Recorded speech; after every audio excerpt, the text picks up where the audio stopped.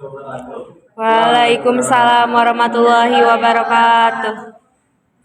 Sebelumnya saya mengucapkan terima kasih kepada Ibu Melia Widarapayani SMMAK yang telah memberikan kesempatan kami untuk presentasi. Saya Farid Seraina yang akan menjadi moderator. Dan di mana rekan saya itu ada Devi Nur Halimah, Krisdayanti, Rizal Haryanti, Rizal Aini, hari ini kami akan membahas tentang pengangguran, inflasi, dan kebijakan pemerintah. Langsung saja untuk membersihkan waktu, kita mulai untuk presentasinya.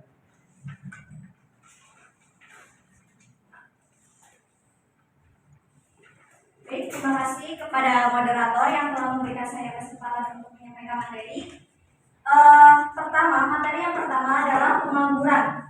Kita tahu semua ya bahwa pengangguran adalah mereka yang tidak memiliki pekerjaan, atau dalam pengertiannya adalah pengangguran orang yang masuk dalam angkatan kerja 15 tahun sampai 64 tahun yang sedang mencari pekerjaan dan belum mendapatkannya. Adapun orang-orang yang belum membutuhkan pekerjaan seperti mahasiswa, siswa SMP, SMA, bahkan ibu rumah tangga. Adapun rumus menghitung tingkat pengangguran, yaitu tingkat pengangguran sama dengan jumlah pengangguran dibagi jumlah angkatan kerja dikali 100%. Di sini ada jenis-jenis pengangguran. Jenis-jenis pengangguran ada yang menurut faktor penyebabnya, ada menurut jam kerja, dan menurut ciri-cirinya. Menurut faktor penyebab, ada pengangguran friksional atau frictional unemployment. Di sini adalah pengangguran yang sifatnya sementara yang disebabkan adanya kendala waktu, informasi, dan kondisi geografis antara pelamar kerja dengan pembuka lamaran kerja. Seperti contohnya siswa atau mahasiswa yang baru lulus sekolah, dia melamar pekerjaan namun membutuhkan waktu yang cukup lama untuk dia mendapatkan panggilan kerja. Yang kedua itu pengangguran struktural, di mana pengangguran ini seorang pelamar itu menjadi pengangguran karena tidak mampu memenuhi persyaratan yang ditentukan oleh si perusahaan yang membuka lowongan pekerjaan. Yang ketiga itu pengangguran musiman. Kita tahu ya bahwa pengangguran musiman itu contohnya seperti petani, dia bekerja ketika panen saja. Nah, itu contoh dari pengangguran musiman. Yang keempat itu pengangguran siklikal. Pengangguran siklikal ini adalah pengangguran yang akibat dari naik turunnya siklus ekonomi sehingga permintaan tenaga kerja lebih rendah daripada penawaran kerja. Terus lanjut ada jenis pengangguran yang menurut jam kerja. Ada pengangguran terbuka, di mana pengangguran terbuka ini adalah pengangguran yang benar-benar terlihat menganggurnya, tidak ada pekerjaan sama sekali. Yang kedua itu setengah pengangguran. Setengah pengangguran ini itu ada dua macam pengangguran, ada pengangguran sukarela dan dukarela. Di mana pengangguran sukarela ini adalah pengangguran yang seseorang itu menganggur dengan sengaja karena ingin mencari pekerjaan yang lebih baik. Terus pengangguran dukarela, di mana pengangguran dukarela ini adalah pengangguran yang menganggur karena sudah berusaha mencari pekerjaan namun belum berhasil mendapatkan pekerjaan. Saya lanjutkan kepada rekan saya. Baik, saya melanjutkan mengenai jenis pengangguran. Menurut ciri-cirinya ada pengangguran terbuka, pengangguran musiman, setengah penganggur, dan pengangguran tersembunyi. Pengangguran tersembunyi itu atau terselubung, dia punya pekerjaan tetapi tidak sesuai dengan tidak sesuai produktivitasnya. Contohnya aja sarjana hukum yang berprofesi sebagai guru, harusnya kan dia sebagai bisa hakim ya. Selanjutnya kita beralih ke penyebab pengangguran. Ada penduduk relatif banyak, angkatan kerja tidak memenuhi persyaratan, penerapan rasionalisasi. Apa itu penerapan rasionalisasi? Ini adalah strategi perbaikan dalam perusahaan dengan menghemat tenaga kerja demi bertahannya si perusahaan tersebut. Terus ada lapangan kerja yang musiman, pendidikan dan keterampilan yang rendah, teknologi semakin modern, terus ketidakstabilan ekonomi, politik dan keamanan, serta minimnya peluang kerja. Selanjutnya ada inflasi. Kita tahu bahwa inflasi adalah suatu keadaan di mana terdapat kenaikan harga umum secara terus-menerus, bukan harga satu atau dua macam barang saja, tetapi kenaikan harga dari sebagian besar barang dan jasa. Jadi inflasi itu bukan hanya kenaikan satu atau dua barang dan jasa saja ya. Kenaikan satu atau dua barang jasa itu belum bisa disebut inflasi. Nah, perhitungan inflasi ini kalau di Indonesia dilakukan oleh BPS. BPS melakukan survei untuk mengumpulkan data harga dari berbagai macam barang dan jasa yang dianggap mewakili belanja konsumen masyarakat. Data tersebut kemudian digunakan untuk menghitung tingkat inflasi dengan membandingkan harga-harga saat ini dengan periode sebelumnya. Materi selanjutnya akan dilanjutkan oleh rekan saya. Yang pertama itu adanya kecenderungan harga-harga untuk meningkat. Nah, yang berarti mungkin saja tingkat harga yang terjadi pada waktu tertentu itu bisa naik atau turun, tetapi lebih cenderung kepada yang meningkat. Nah, yang kedua itu ada peningkatan harga berlangsung secara terus-menerus, yang berarti bukan terjadi pada suatu waktu saja, yang tadi sudah dijelaskan. Nah, yang ketiga itu ada mencakup tingkat harga umum, yang berarti tingkat harga yang meningkat bukan hanya pada satu atau beberapa komoditas saja. Nah, selanjutnya itu ada faktor-faktor yang menyebabkan terjadinya inflasi. Yang pertama itu ada tingkat pengeluaran agregat lebih tinggi dibanding kemampuan menghasilkan barang dan jasa. Maksudnya itu misalnya pengeluaran agregat di sini itu pengeluaran keseluruhan perusahaan. Nah, apabila pengeluaran total perusahaan melebihi kemampuannya untuk menghasilkan barang dan jasa, maka ini akan memicu kenaikan pada harga barang dan jasa yang dihasilkan oleh perusahaan tersebut. Nah, yang kedua itu ada tuntutan kenaikan upah dari pekerja. Nah, dengan adanya tuntutan upah karyawan yang ingin dinaikkan ini otomatis akan menyebabkan daya produksi naik dan pada akhirnya akan meningkatkan harga barang dan jasa. Yang ketiga itu ada penambahan uang dengan cara mencetak uang baru. Jika pemerintah terlalu banyak mencetak uang, maka harga barang dan jasa akan cepat naik karena masyarakat akan memiliki banyak uang dan nantinya kemampuan membelinya itu akan meningkat. Yang terakhir itu ada faktor kekacauan politik dan ekonomi. Jika sebuah negara dalam kondisi tidak aman, maka harga barang di negara tersebut akan cenderung lebih mahal. Nah, hal ini pernah terjadi di Indonesia pada tahun 1998 yang angka inflasinya itu mencapai 70%. Selanjutnya ada indeks harga konsumen atau IHK. Indeks harga konsumen ini cara untuk menghitung rata-rata perubahan harga dari suatu paket atau kumpulan barang dan jasa yang dikonsumsi oleh rumah tangga. Nah, tujuan menghitung IHK itu yang satu ada untuk mengetahui perkembangan harga barang dan jasa yang tergantung pada diagram timbangan IHK. Yang kedua, sebagai pedoman untuk menentukan suatu kebijaksanaan kebijakan yang akan datang terutama di bidang perekonomian. Yang ketiga itu ada sebagai penghitungan penyesuaian upah minimum kabupaten atau UMK. Yang terakhir itu tujuannya untuk mempermudah pemantauan penawaran atau permintaan khususnya barang kebutuhan masyarakat yang ada di pasar. Selanjutnya akan dilanjutkan oleh rekan saya.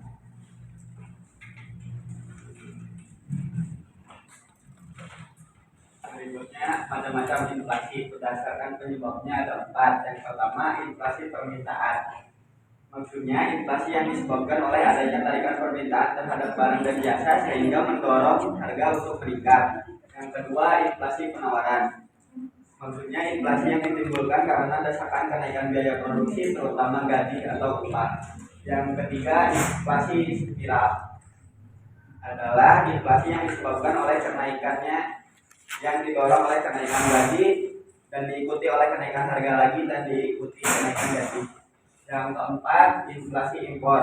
Yang inflasi yang dipengaruhi oleh inflasi dari luar negeri.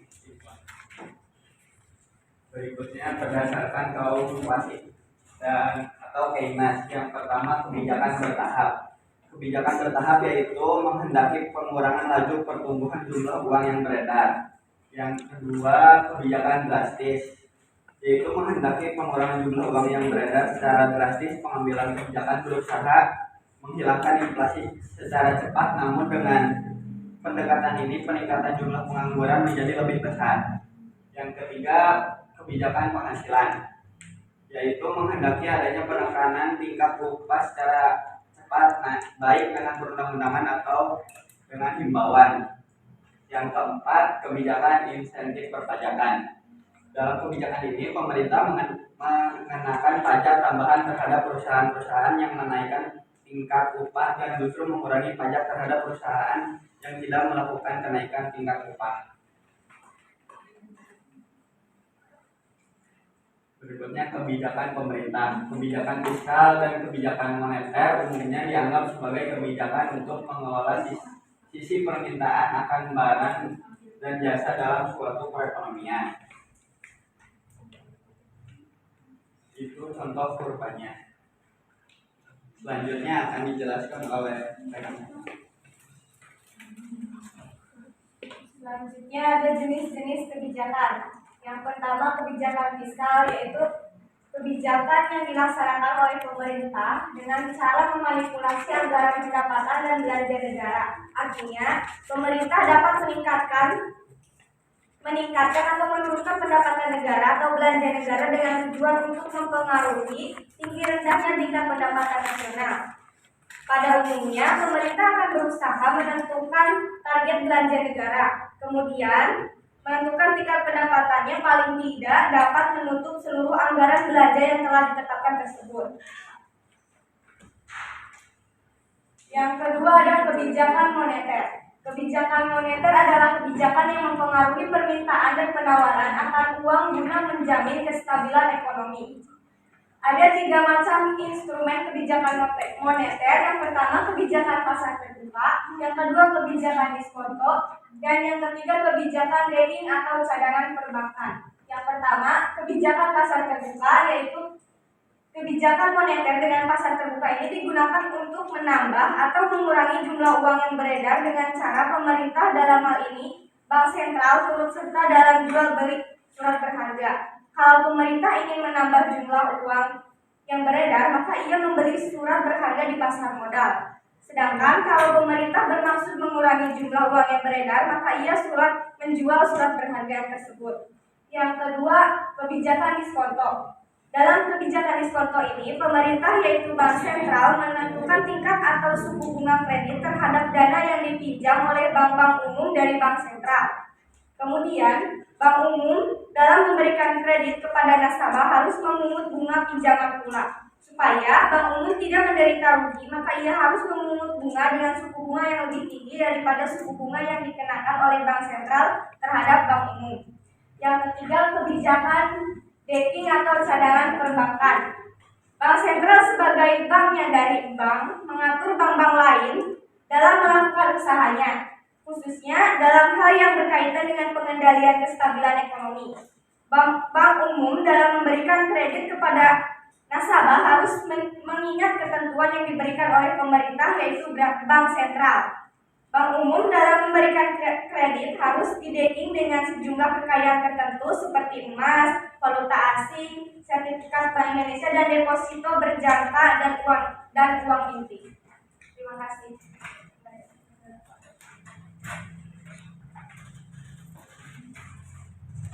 Baik, selanjutnya yaitu adalah sesi tanya jawab. Silakan yang mau bertanya, sebutkan nama dan kelompoknya.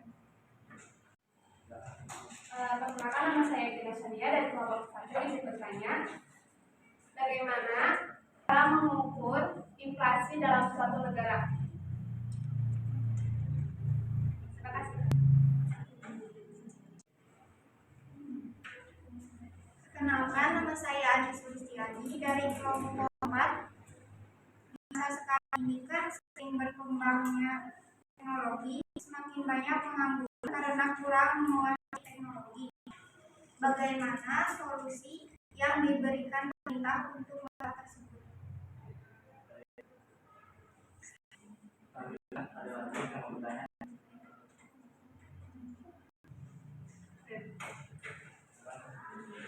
Karena saya Nasyara Asih dari kelompok 3. Pertanyaannya, bagaimana kebijakan pemerintah dapat membantu mengurangi ketimpangan ekonomi dan sosial yang dapat mempengaruhi tingkat pengangguran dan inflasi? Baik.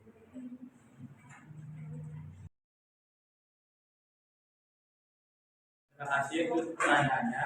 Izinkan kami untuk berdiskusi terlebih dahulu. Baik, saya akan menjawab pertanyaan nomor 1 dari Gina. Bagaimana cara menghitung inflasi di suatu negara? Untuk itu saya ingin menjelaskan kalau perhitungan inflasi di Indonesia ini dilakukan oleh BPS. Nah, BPS ini melakukan survei untuk mengumpulkan data harga dari berbagai macam barang dan jasa yang dianggap mewakili hak belanja konsumen masyarakat. Nah, data tersebut nanti kemudian digunakan untuk menghitung tingkat inflasi dengan cara membandingkan harga-harga saat ini dengan periode sebelumnya. Selanjutnya akan cara untuk inflasi itu ada beberapa metode, tapi yang umumnya digunakan itu adalah metode indeks harga konsumen atau IHK. Nah, IHK itu ada rumusnya sendiri, yaitu laju inflasi sama dengan IHK bulan ini dikurangi IHK bulan sebelumnya dibagi IHK bulan sebelumnya dikali 100%. Jadi cara menghitungnya itu seperti itu. Hasil yang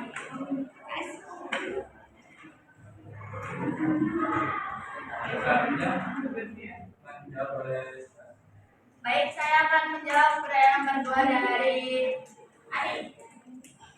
Bagaimana solusi pemerintah dalam mengatasi pengangguran yang dalam teknologi?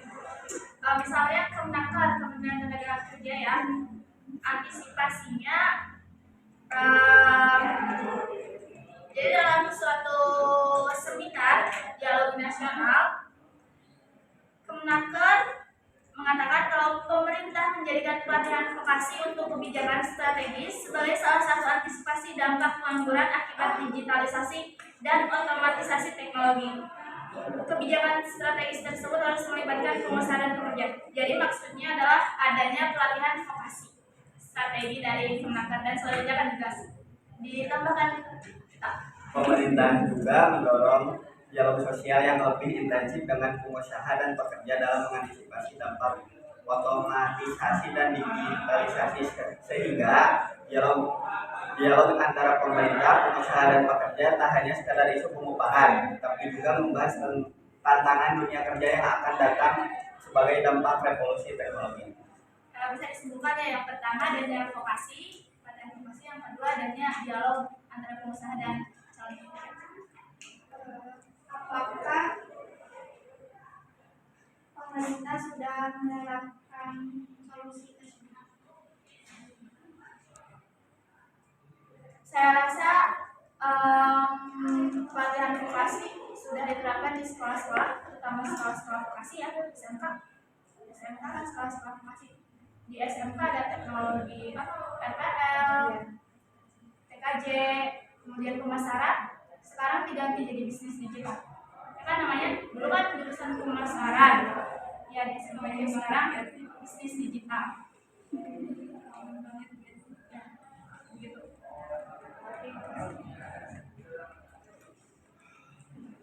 Baik, saya akan menjawab pertanyaan ketiga, yaitu dari Resti. Bagaimana kebijakan pemerintah dalam mengatasi ketimpangan ekonomi sosial yang mempengaruhi tingkat pengangguran dan inflasi? Jadi kebijakan dari pemerintah itu ya.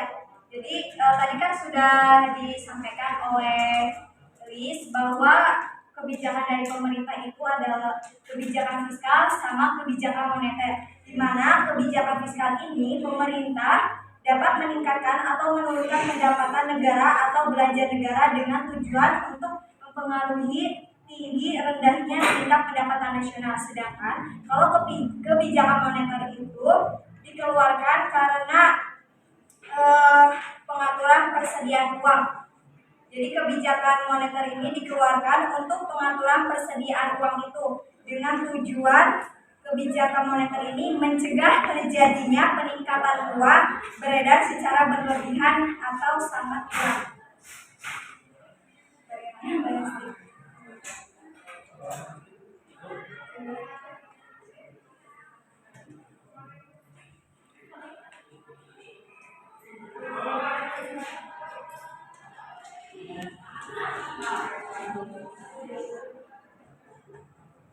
Baik, kesimpulannya yaitu adalah masalah pengangguran memang menjadi masalah yang krusial yang dihadapi di setiap negara termasuk Indonesia. Adapun inflasi adalah keadaan di mana harga-harga naik disebabkan oleh permintaan yang semakin tinggi, biaya produksi yang semakin tinggi, maupun impor yang semakin tinggi. Untuk mengatasi dampak-dampak yang kurang menguntungkan karena pengangguran dan inflasi, pemerintah mengeluarkan kebijakan yaitu kebijakan fiskal dan kebijakan moneter. Sekian dari kami. Kurang lebihnya mohon maaf. Wassalamualaikum warahmatullahi wabarakatuh. Wah. Yang aja.